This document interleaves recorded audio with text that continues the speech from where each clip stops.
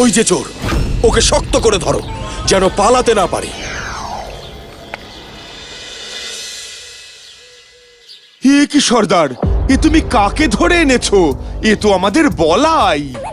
ওকে নদীর পাড়ে অপর একটা নৌকো থেকে আমরা ধরেছি। ওই নৌকা আমাদের গোবিন্দপুরের বা বিদ্যানগরের নয়। আপনি বিশ্বাস করুন, ওই চুরি করেছে।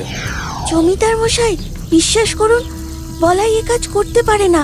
আমি আপনাকে কথা দিচ্ছি, আজ রাতের মধ্যে আমি প্রকৃত দোষীকে আপনার সামনে উপস্থিত করবই করব। আয় বলাই, আয় রানী।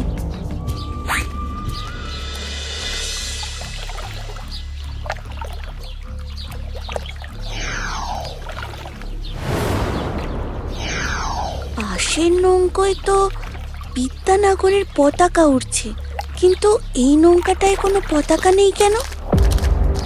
এটাই ওই চোরেদের নৌকা নয় তো? নিশ্চয়ই চোরেরা কোথাও লুকিয়ে আছে।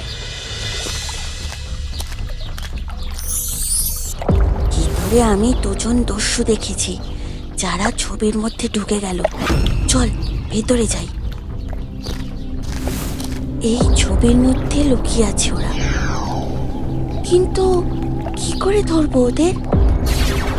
আমাদের ধরবে তোমরা? হ্যাঁ, সেই সাধ্য তোমাদের নেই।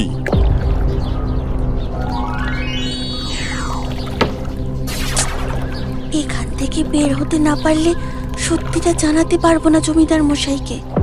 কিছু একটা কর কৃষ।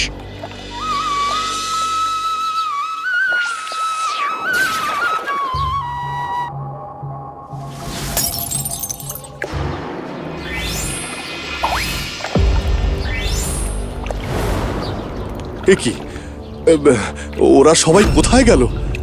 আর আমাদের ছবিটা ভাঙলো কে?